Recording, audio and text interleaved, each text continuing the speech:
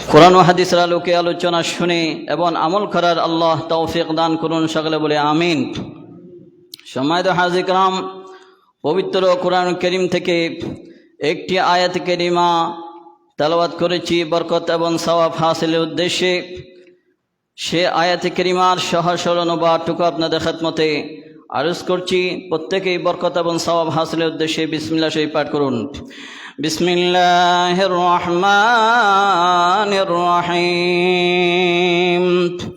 ولله على الناس حج البيت من استطاع إليه سبيلا ومن كفر فإن الله غني عن العالمين।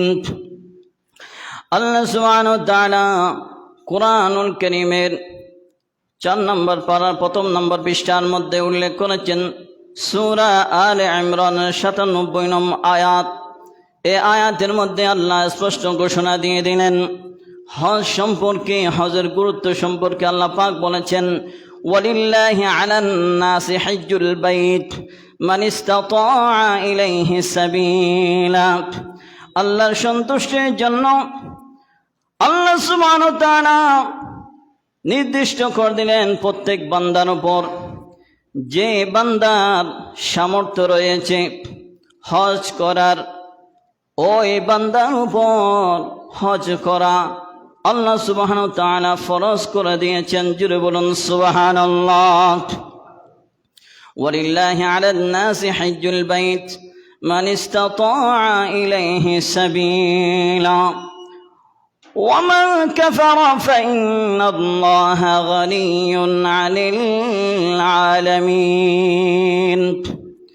এবং যারা অস্বীকার করে, অনেকে অস্বীকার করে এরকম আশা নাই, মুসলমানরা স্বীকার করে, বিশ্বাস করে এবং পালন করে, কিন্তু যারা বিধর্মী ইহুদি খ্রিস্টান, যারা নামধারী মুসলমান, তারা হজকে অস্বীকার করে, যারা অস্বীকার করে তারা কুফরি করল, আর যারা ইনকার করে তারা ফাসিক করল।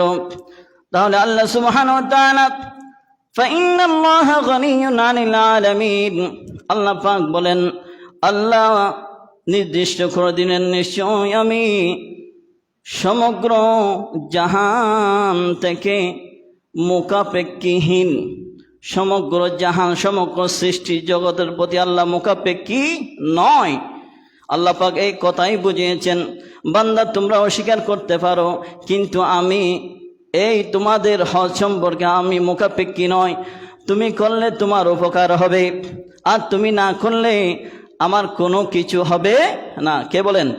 আল্লাহ পাক বলেন। একটু স্পষ্টভাবে বলতেছি আর কি, বোঝার জন্য। তাহলে আল্লাহ সুবহানাহু ওয়া তাআলা এই আয়াতে কারিমার মধ্যে আল্লাহ বলেন ওয়ালিল্লাহি আলান নাসি হিজ্জুল বাইতি মান ইসতাতা ইলাইহি সাবিলা। বান্দা তোমাদের উপর আমি ফরজ করলাম, এটা হচ্ছে হজ ইবাদতে মালি। ইবাদত 2 প্রকার। কয় প্রকার? ইবাদত 2 প্রকার, ইবাদতে মালি, ইবাদতে বদনি। ইবাদতে মালি হলো যে অর্থ ব্যয় করে যে সওয়াব অর্জিত হয়, এটা হলো ইবাদতে মালিক সংক্ষেপে। তাহলে হজ করতে গেলে কিসের প্রয়োজন বলুন না? টাকার প্রয়োজন আছে না নাই? আপনি হজ করতে যাবেন, এখন বর্তমান 5 থেকে 6 লক্ষ, 7 লক্ষ, 8 লক্ষ টাকা প্রয়োজন হচ্ছে, ঠিক কিনা? এই টাকা খরচ করবেন, ব্যয় করবেন কেন? আল্লাহর সন্তুষ্টির জন্য। হজের জন্য যাবেন কেন? হজ করবেন কি জন্য? আল্লাহকে পাওয়ার জন্য, ঠিক না বেঠিক? আবার অনেক মুসলমান আছে, অনেক ধনাঢ্য ব্যক্তি আছে, হজ করে বান্দাকে দেখানোর জন্য, অন্যান্য মানুষকে দেখানোর জন্য। আমার টাকা পয়সা আছে, আমি হজ না করলে কি হবে? আমার এলাকাবাসী কি বলবে? আমাকে তো হাজি বলবে না। অনেকে হাজি নাম, এটা লকব লাগানোর জন্য অনেকে হজ করে। তাহলে মনে রাখবেন, অন্যান্য লৌকিকতা, রিয়া, মানুষকে দেখানোর জন্য, বাহবা পাওয়ার জন্য, লকব লাগানোর জন্য যে ইবাদত করা হয়, যে হজ করা হয়, ওই হজ আল্লাহর দরবারে কবুল হবে না। পক্ষান্তরে যে হজ আল্লাহর বান্দা করবে একমাত্র আল্লাহর সন্তুষ্টির জন্য, সেজন্য আল্লাহ পাক বলেন ফি সাবিলিল্লাহ, একমাত্র বান্দা আমার সন্তুষ্টির জন্য যে হজ করবে, টাকা পয়সা খরচ করবে, ওই হজ আমি আল্লাহ সুবহানাহু ওয়া তাআলা কবুল করে নিই। জুড়ে বলুন সুবহানাল্লাহ। এটা হচ্ছে সারসংক্ষেপ। এখন আরেক আয়াতের মধ্যে সূরা বাকারা 197 নম্বর আয়াতের মধ্যে আল্লাহ পাক বলেন আল হাজ্জু আশহুরুম মা'লুমাত ফামান ফারাদা ফীহিন্নাল হাজ্জ ফালা রাফাথা ওয়ালা ফুসুকা ওয়ালা জিদালা ফিল হাজ্জ ওয়ামা তাফআলু মিন খাইরিন ইয়া'লামুহুল্লাহ ওয়া তাযাওয়াদু ফাইন্না খায়রাজ যাদিত তাকওয়া ওয়াত্তাকুন ইয়া উলিল আলবাব। জোরে বলুন আল্লাহু আকবার। আল্লাহ সুবহানাহু ওয়া তাআলা সূরা বাকারা 197 নম্বর আয়াতের মধ্যে আল্লাহ পাক ইরশাদ করেন আল হাজ্জু আশহুরুম মা'লুমাত, হজের নির্দিষ্ট সময় রয়েছে, নির্দিষ্ট মাস রয়েছে। তাহলে এই আয়াতের মধ্যে আল্লাহ পাক নির্দিষ্ট করে দিলেন হজের জন্য নির্দিষ্ট সময়। মুফাসসির কেরাম এই আয়াতে কারিমার ব্যাখ্যার মধ্যে লিখেন, মুফাসসির কেরাম লিখেন এই আয়াতে কারিমার যে সময়গুলো কোন কোন সময়, এই সময় নির্ধারণ করেছেন শাওয়াল, যুলকাদা, যুলহিজ্জাহ 10ম তারিখ পর্যন্ত এই হজের নির্দিষ্ট সময় করে দিয়েছেন।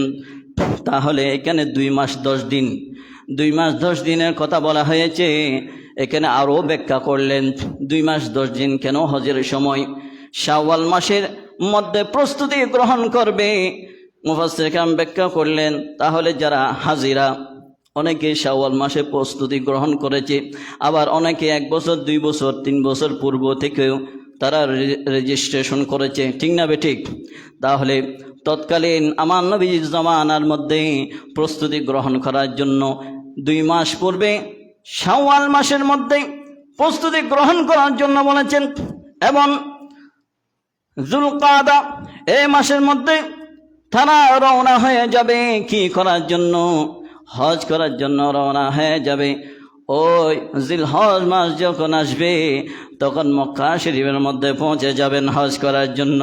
10ম তারিখ পর্যন্ত হজ করতে পারবে। একটু আল্লাহু আকবার। তাহলে আয়াতে কারিমার মধ্যে হজ কিভাবে করবে, কখন করবে, কখন প্রস্তুতি গ্রহণ করবে, কখন রওনা দিবেন এবং কখন সমাপ্ত হবে, এই কথা বর্ণনা করে দিয়েছেন। এবং সাথে সাথে বলেছেন সমস্ত অপরাধ থেকে, সমস্ত পাপ কার্য থেকে, সমস্ত গুনার কাজ থেকে বিরত থাকতে হবে। শুধু তাই নয়, অশ্লীল কথাবার্তা থেকে, অশ্লীল কথাবার্তা এবং গালো মন্দ এবং ঝগড়া বিবাদ থেকে বেঁচে থাকতে হবে, ঠিক না বেঠিক? এখন বর্তমান দেখা যায় তৎকালীন হজ করতে অনেক কষ্ট হতো, বর্তমান অনেক সুযোগ সুবিধা রয়েছে। এখন যে তাঁবুগুলো ঠাকানো হয়, ওই আরাফাতের ময়দানে অনেক তাঁবুর মধ্যে এসি ফিট করানো হয়, ঠিক না বেঠিক? আবার পানির ব্যবস্থা করা হয়, ঠান্ডার ব্যবস্থা করে দেওয়া হয়। কিন্তু তৎকালীন আজ থেকে 90 দশকের দিকে দেখেন, তখন এই সুযোগ সুবিধা এগুলো ছিল না। রৌদ্রের মধ্যে অনেক কষ্ট করে হেঁটে হেঁটে আল্লাহর বান্দারা হজ করতেন এবং বিভিন্ন জায়গা থেকে হেঁটে হেঁটে এবং যানবাহনের মাধ্যমে এবং জাহাজের মাধ্যমে, শিপের মাধ্যমে তারা যেতেন।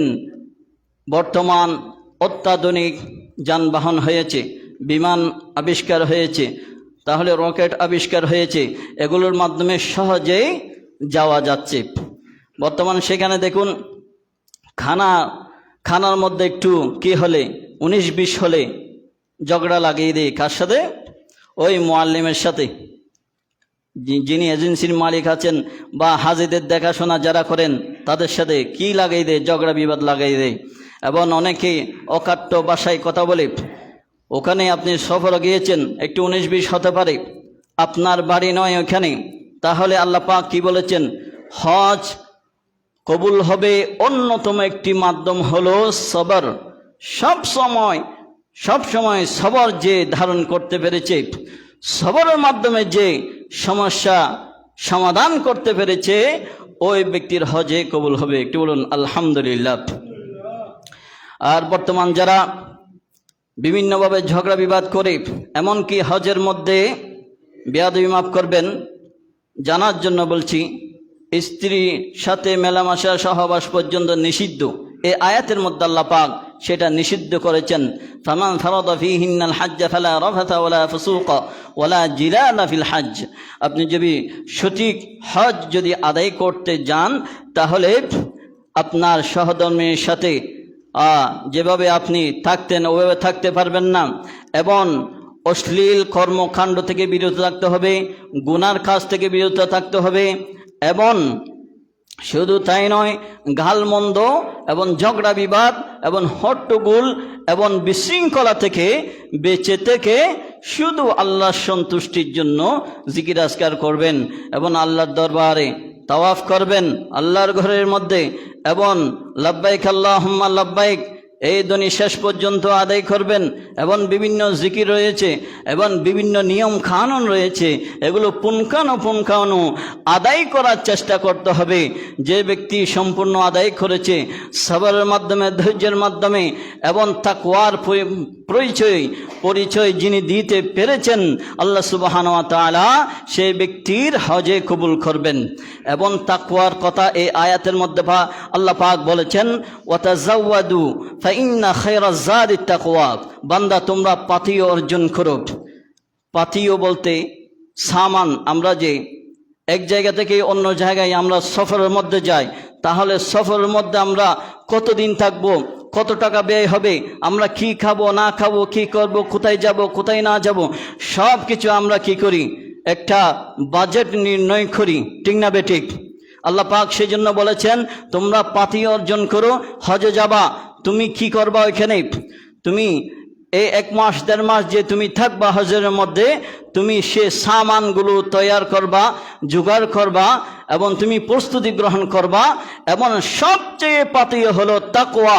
আল্লাহ পাক বলেন ওয়াত্তাকুনি ইয়া উলিল আলবাব।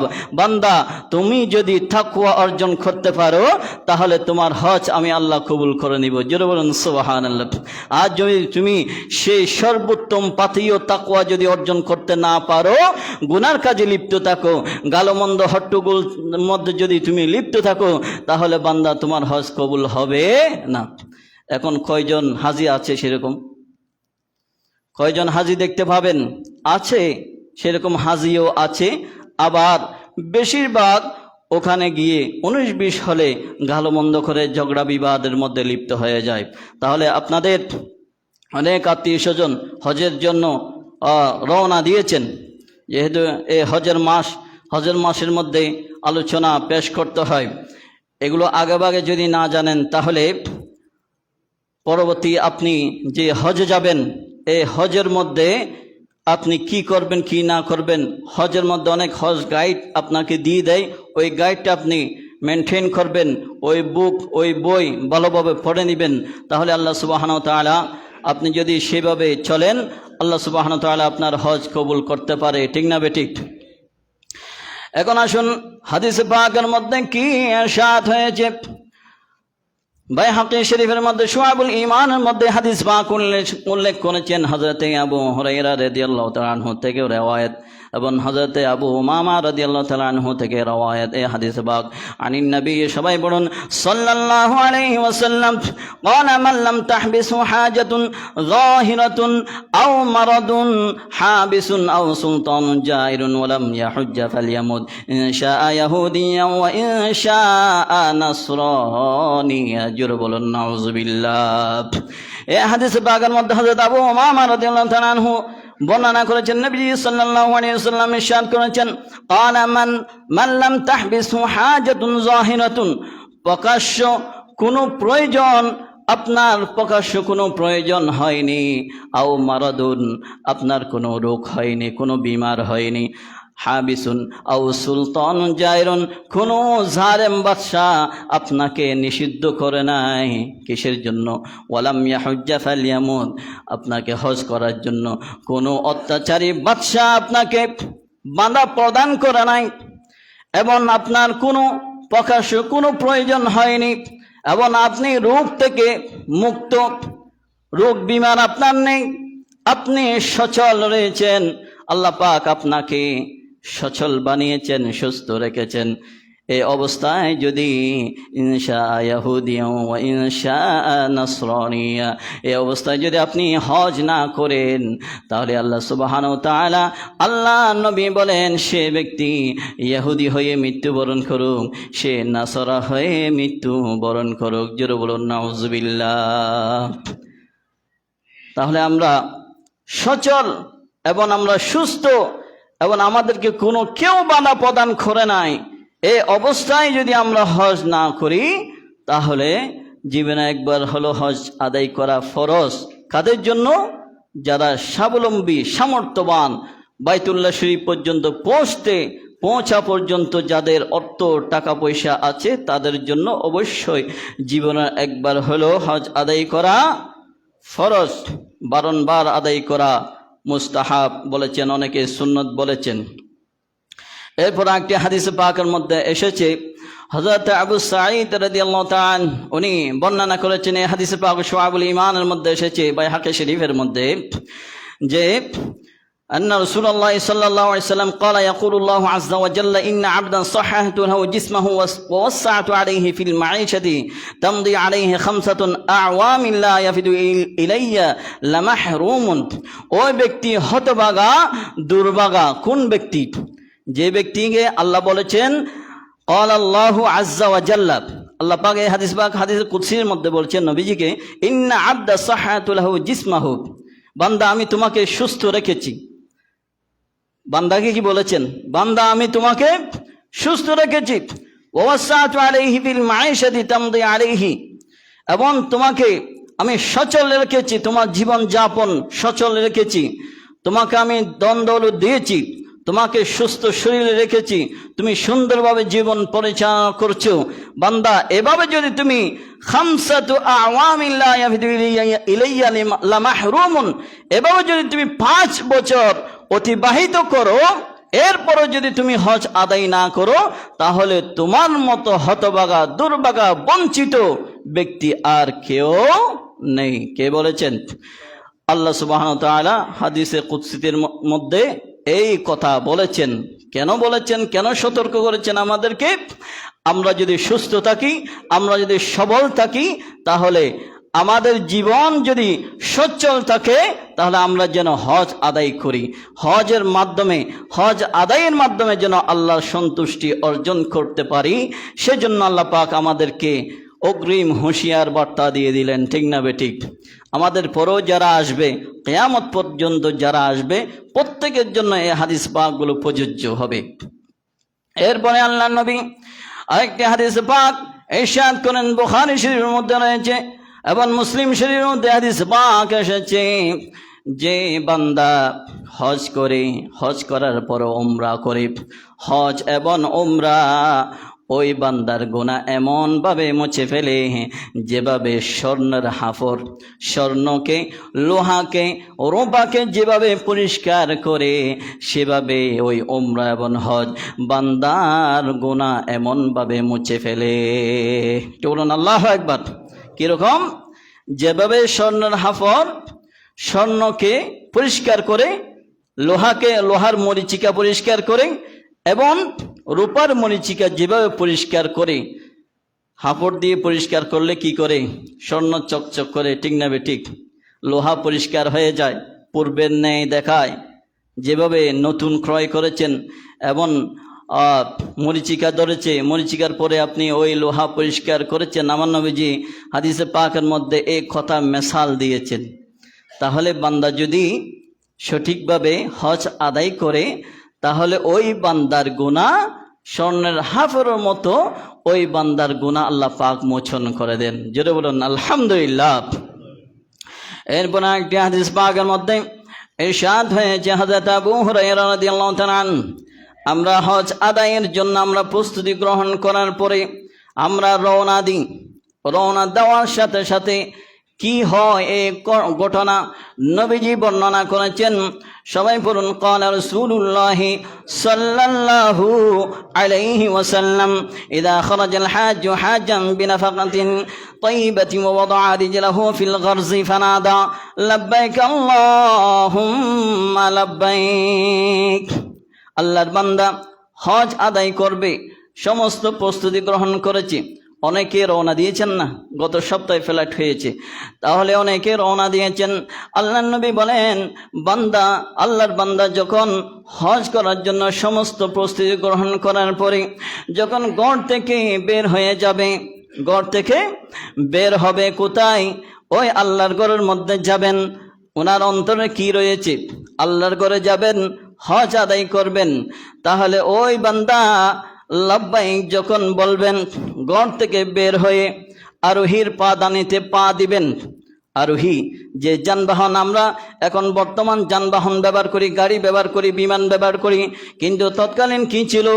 তৎকালীন ঘোড়া ছিল, ওট ছিল, গাধা ছিল, এগুলোর মাধ্যমে তারা ভ্রমণ করতেন, এগুলোর আরোহণ করে, এগুলোর উপর আরোহণ করে তারা হজ আদায় করতেন।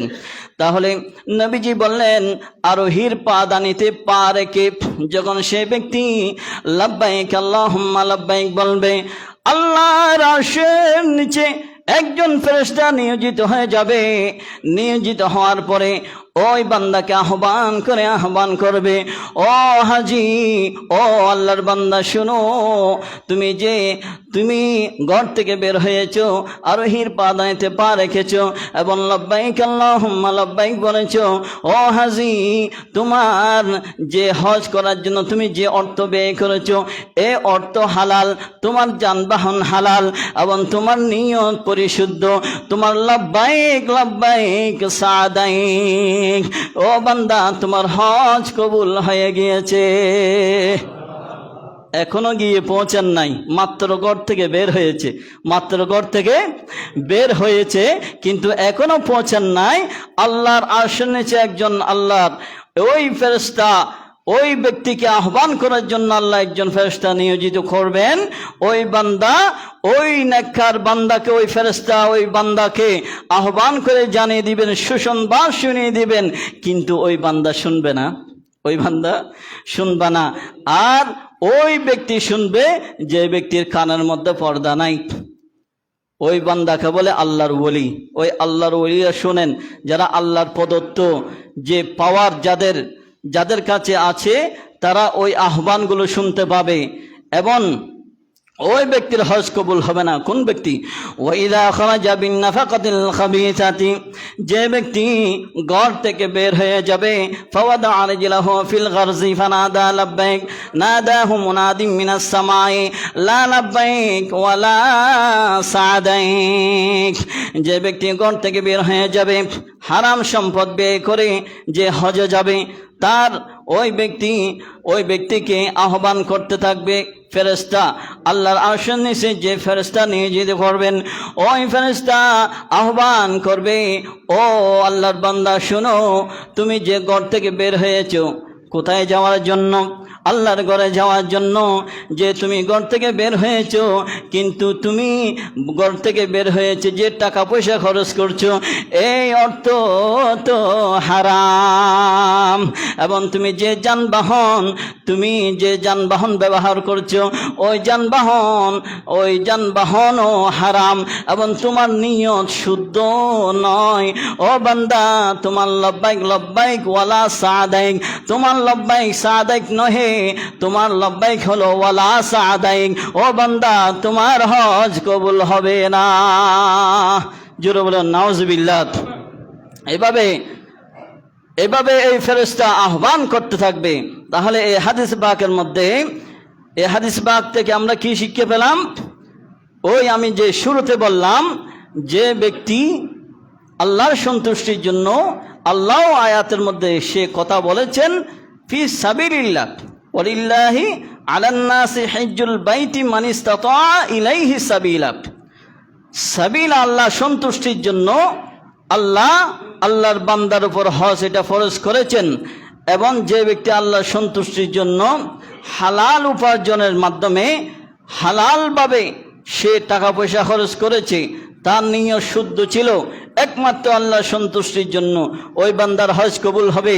আর ওই বান্দার হজ কবুল হবে না যার অর্থ হারাম এবং যার নিয়ত পরিশুদ্ধ নয়।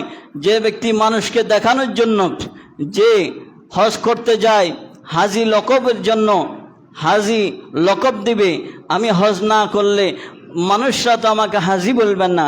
এভাবে যারা মানুষকে দেখানোর জন্য এবং মানুষের কথা থেকে বাঁচার জন্য যারা হজ করতে যাবে তাদের হজ কবুল হবে না। এই হজের জন্য একমাত্র আল্লাহর সন্তুষ্টি এটা লাগবে। সেজন্য আল্লাহ পাক কি বলেন, পাথিয় অর্জন করো, যে পাথিয় হলো তাকওয়া। যার ভিতর তাকওয়া থাকবে না তার হজ কবুল হবে না। এবং আল্লাহ পাক বলেন, কুল ইন্না সলাতি ওয়া নুসুকি ওয়া মাহইয়ায়া ওয়া মামাতি লিল্লাহি রাব্বিল আলামিন। আমার নবীজিকে উদ্দেশ্য করে বলেছেন, হাবিব আপনি বলুন, কুল ইন্না সলাতি ওয়া নুসুকি ওয়া মাহইয়ায়া ওয়া মামাতি। হাবিব আপনি বলুন, আপনার নামাজ, দোয়া, এবং আপনার হজ এবং আপনার হায়াত, আপনার জীবন এবং আপনার মওত সব কিছু লিল্লাহি রাব্বিল আলামিন, আল্লাহর সন্তুষ্টির জন্য, এবং লা শারীকা লা, যার কোনো শরীক নেই।